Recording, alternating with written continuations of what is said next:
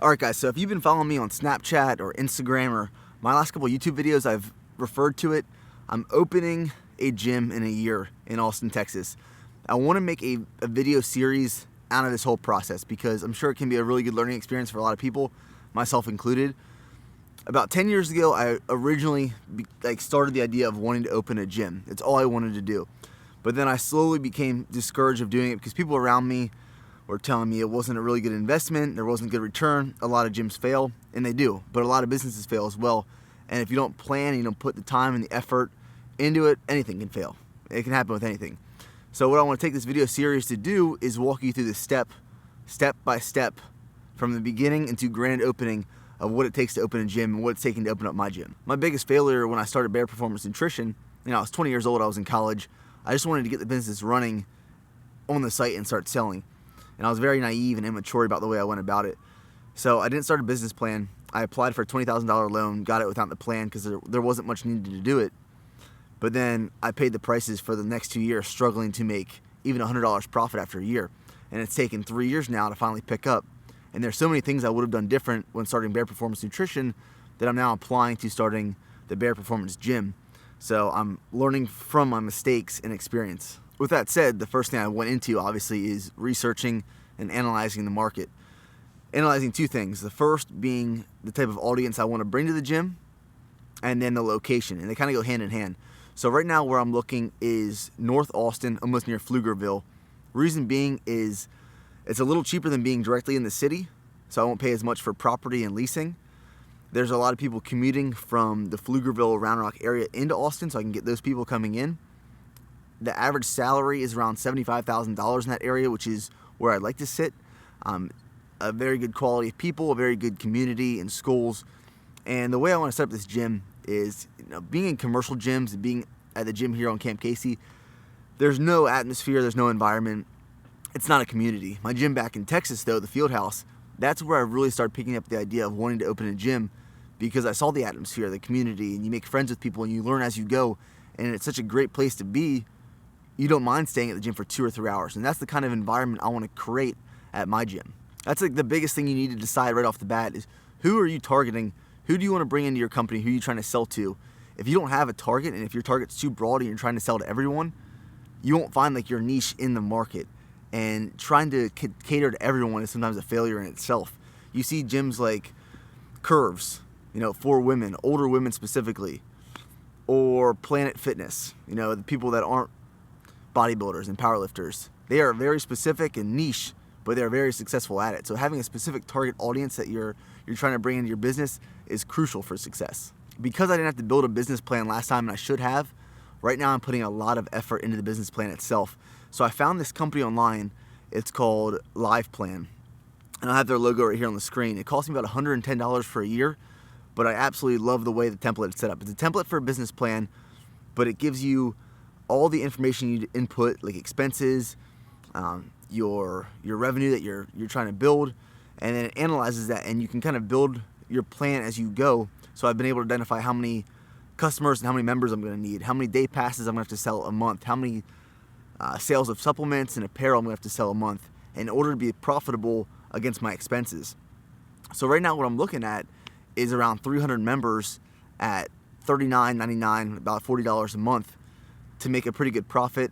But what I also found in looking at the profits and losses is memberships alone don't bring in the most revenue for gyms most of the time. Especially with my gym, the supplement sales will bring in twice as much money, or should bring in twice as much money with my suspected sales and trends for this past year than memberships alone do. After I identified my sources of revenue for the business, I then went and put in my expenses. Now my expenses and your expenses for a gym are going to typically be more in terms of volume than your sources of income. Your sales, your online coaching, drinks and stuff like that, whatever you're selling.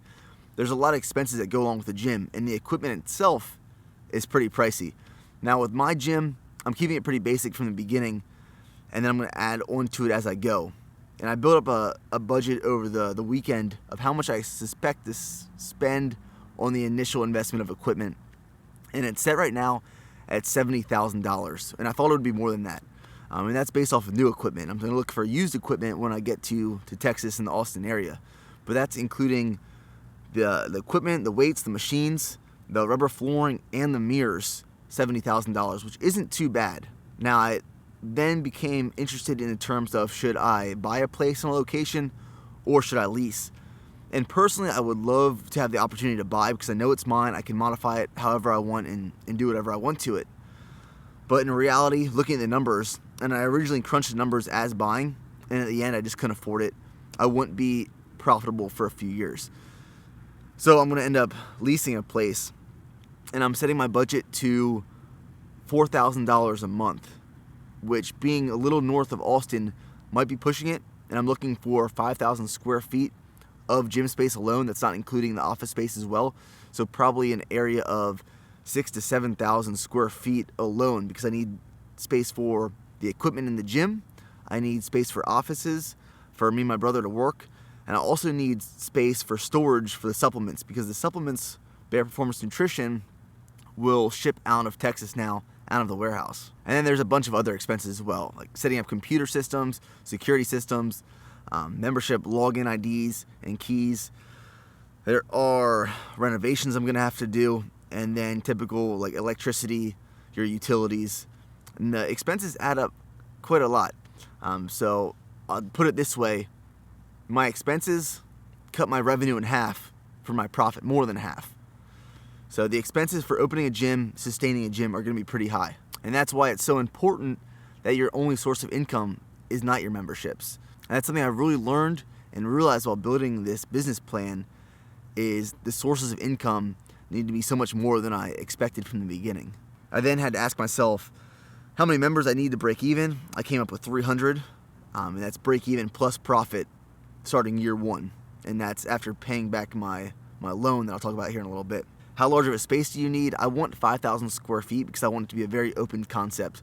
I want it to be built for the modern day athlete, not just like a strength athlete or like a bodybuilder or your average gym goer. I wanted a very aggressive feel, but clean and modern as well. And just because I want 300 members, does that mean that I can accommodate 300 members, like on rush hour times between 4 p.m. and 8 p.m.? And that's something I'm going to have to consider when I look at locations and walk around and kind of visualize where I'm going to place equipment. Is it going to be spread out enough so that you're not tripping over everyone? Because I hate that feel. And all these little things are going to add up, and I'm going to question myself. But I want it to be perfect when I finally open the doors and bring people in. So up until now, I didn't really know how much money I was going to have to ask for from the bank. My projected original number, if I was considering buying a place, was $650,000, which is huge. But then I countered that from how much I was going to make each year, and I wouldn't be profitable enough to sustain myself and my employees. Another direct cost, which will cost me, I'm guessing, around $60,000 a year for the first year, because me and my brother are just going to put so much work into it so that we can be more profitable in the long run. We'll put in more work and then we'll hire employees as we go and as we see fit. But my funding, now that I've come to, I'm going to share all this stuff with you guys, is $150,000. That's my startup I'm going to need for the equipment, which is $70,000. I'm estimating $20,000 in renovations to the place, $20,000 in office startup, like the computer systems, the cameras, all that basic stuff, the desks, and then just a little buffer for additional things I'm going to need for the gym, and paying a few months lease before the members start flowing in. So my time schedule right now is looking like I'm going to get back from Korea in September, October time frame. I want to have the place picked out by December 15th. That's my goal time right now.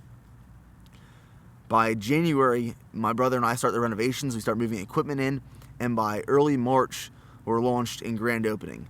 So building this whole plan is how you can stay on track and you have goals and you know what you can expect. Like I said, one of my biggest failures with Bare Performance Nutrition is I didn't know what to expect. I went into it blind, which is one of the scariest things, because you don't know where you're losing money and making money.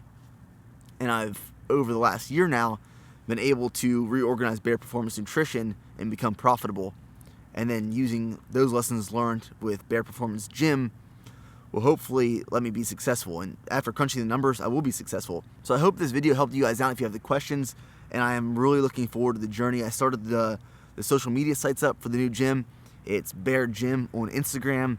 It's Bear Gym on Facebook, and it's www.beargym.com. That's a website for it. I'm really excited. Man, I'm really excited. Cannot wait to take you guys along. So when I first open up, I'm going to have 1 week of grand opening. I'm inviting any of you guys to come visit and lift and train and eat with me for free on the house. Damn, I'm excited.